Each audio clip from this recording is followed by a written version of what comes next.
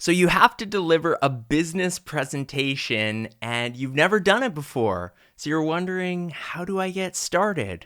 Or maybe you have delivered a business presentation before, but it didn't go over so well. And so you're watching this video to hopefully get a few tips so you can crush it on the next attempt.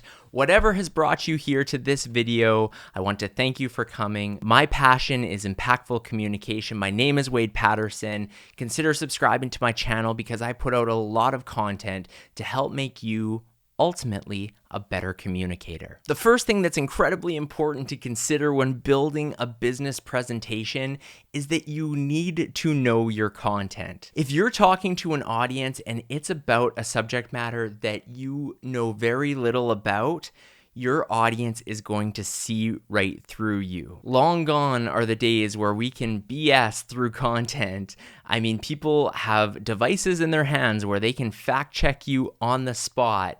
And so you can't just wing something or make it up. If you are delivering a business presentation and the people in the audience have given their time and attention to learn from you, you really need to do your research, you need to be prepared, and you need to be confident about what it is that you're presenting to those individuals. Now, I understand that sometimes you may not be a complete subject expert in that particular field. A good example of this is somebody who's starting a new job, and part of their new career is that they have to deliver presentations, but they've only been on the job for about a month and they're still learning.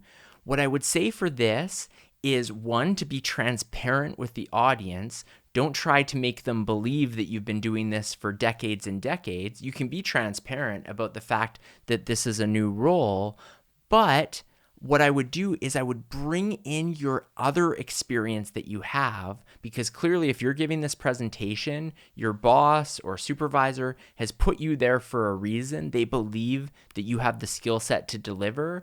So perhaps you have a background with another company that includes a lot of relevant experience to this presentation with the new company. So you can lean on that, you can leverage, be transparent with the audience, and they can still get value on whatever you're presenting. My second tip for building a great presentation is to make it interesting. So often I sit through business presentations that are incredibly boring. People are talking about quarterly numbers, whether they've hit targets, there's a bunch of graphs, there's a bunch of text on the screen, and it's really hard to stay focused because it's so dry. What you need to remember is whether these people are business professionals or not, they're still people. And by sprinkling in some anecdotes or great stories that don't veer too far off topic, but are still relevant and add a little bit of color to the presentation, not only is that good because you will somewhat entertain the audience, but you'll actually help them remember those things you are trying to teach them. Because if you can say something memorable or make them laugh or catch their attention, they're going to associate the stats or the facts or whatever it is that you're delivering from the business side. They will associate it with that story or that anecdote, and you'll actually do a more effective job communicating the information. One of my favorite people who does this really effectively is an economist here in Canada. His name's Benjamin Tall, and he gives these economic outlooks, which for some people could be very, very dry. I mean, the information at the surface level is very dry, but he every 1 to 2 to 3 minutes has some sort of joke or quick story, and it keeps the audience engaged. And that steady cascade of laughter throughout means that he can talk about economics for an hour and he will never lose the attention of his audience. By having this skill set, you're going to enjoy the process of giving these presentations even more, but you will also do a better job of it because your audience will be engaged and they'll retain the information. If you are delivering a business presentation, your audience should not have to squint to see what you have written on the slide deck, assuming you're using slides. This is another common mistake that I see in business-related presentations, is that the speaker tries to cram so much information onto those slides, which I don't think is doing any favors to the audience. You want them listening to you, the speaker. If you're delivering the information, you don't want them distracted trying to read all of the information on the screen. And you, the speaker, shouldn't have all the information on the slides because you shouldn't be reading off of the slide. The slide's purpose should be a word or a couple of words that resemble the theme of what you're talking about, and perhaps an image that triggers your memory of what you should be talking about next, or giving the audience a visual example of what you're talking about. My biggest tip here is to try to reduce those number of words to 5 or less per slide. I know that might sound crazy, and of course there's some exceptions. If you're sharing a quote, for example, it's probably more than 5 words, but in most slides, try to use 5 words or less, and big images or videos even that capture the audience's attention. One of the biggest tips I talk about in pretty much every video I put out, and it's no exception for a business presentation, is to practice. Practice your speech many times until you are very comfortable and confident with the delivery. There are people out there who will have you believe that winging it is a real possibility, that you can just get up in front of a crowd and off the cuff deliver a speech and blow the audience away and absolutely crush it. And sure, that is possible, but for 99% of people, it's not something that's realistic. The truth is, almost every speaker could benefit from practicing their speech more. And by having this practice and this repetition, you're taking the guesswork out of it so that when you're delivering that speech, you're not panicked on stage trying to remember what it is that you were going to talk about, because you've done this before many times. And if you do lose your place, you're less likely to panic because a quick look at the slide or a quick check of your notes, if you do have a few notes, will remind you, it will get you back on track. But I promise you, the likelihood of freezing on stage is so much higher when you've not practiced your speech. So especially if you're a new speaker, you need to practice for a business presentation. Another essential with any speech that is no different for a business presentation is having some form of structure. So often these business speeches are educational speeches, and a good structure to have, like any speech, is a beginning, a middle, and an end. And the beginning should give some reference point for the information you're going to share with the audience. So if you're going to give the top 10 reasons that 2024 is going to be your best year ever, that is a great title for the speech, and it gives the audience right off the bat that information of, okay, I know as the speech goes along, there's going to be 10 total tips. So it's easy for them to follow along with where you're going, especially as you deliver each tip, if you keep them numbered as well. Then the middle or the body of the speech, you actually go through the details of those tips. And the conclusion, you're going to recap or sum up. As a reminder, here's the 10 tips, and you can kind of quick rapid fire them off with a couple key points. And now it's had that smooth flow, and it's an easy thing for the audience to remember. And then later on, when they're thinking about your speech, it's like, oh yeah, he gave 10 tips.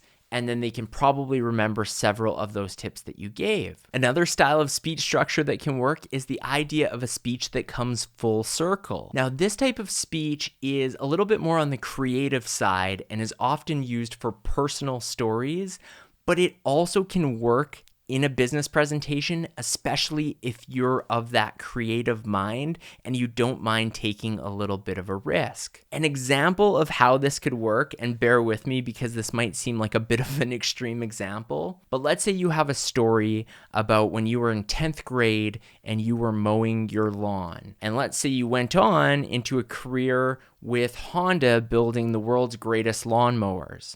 So you could start your speech with this story of being the young kid pushing this lawnmower up and down your yard, and perhaps the painful process that it was, the hard work, the sweat, that experience. So you kind of put this picture in your audience's mind. Then you transition into why you're there, talking about Honda's newest products, talking about the fact that these lawnmowers are incredible and that they'll get the job done and you barely have to push them. They are self-propelled, and you're talking about the newest innovations and what the company has projected for next year for the future of lawnmowers. Again, I don't know anything about lawnmowers. This is an obscure example. But then what you can do is at the end of your speech, you can come back all the way full circle to that original story and say something like, if I could only tell my 16-year-old self about where the future of lawnmowers was going, he wouldn't have believed it. He would have been so excited. He would have given anything to have one of these lawnmowers. Who knows the way you make it come full circle, but that's a way where you're telling a personal story. You're capturing the audience's attention because they're wondering, well, what does this have to do with the presentation? You transition it smoothly, you give them the information, and then you make it all come back nicely. You tie a bow on it. Friends, that is one of the best styles of speeches, in my opinion, a full circle speech. And if you can incorporate it in a business presentation, it's powerful stuff. My final tip for creating a great business presentation, and this may vary depending on the context, but I think business presentations, more than many other speeches, you want to leave time for questions for the audience. Now, this is sometimes easier said than done because the timing of a speech can be a little bit tricky. And what I find for myself personally is that I speak quicker when I'm standing on stage than I do when I'm practicing my speech. And what I've made the mistake of before is if I have an hour presentation and I want to leave 10 minutes for questions, I practice my speech until I get it to the 50-minute mark. But what I've had happen is when I get on stage and I start delivering, I speak faster sometimes, even though it's something I'm working on. I'm trying to slow it down. But sometimes I naturally speak faster and I get through the material quicker. And now there may be 20 minutes left for questions instead of the 10 minutes I anticipated. So you want to do some trial and error to make sure that you're not leaving too much time for questions. Because if you're too far short, the audience is going to wonder why you finished so early. But you do want to leave about 10 minutes, 5 or 10 minutes for questions for the audience, because at the end of the day, that's one of the biggest value opportunities of hearing someone speak in person is the opportunity to ask that individual questions. And you want to grant that to your audience. And how do you prepare for those questions that may come? Well, you can deliver the speech to a colleague or to a friend or family member and have them or task them with asking you some questions about the content you've just delivered.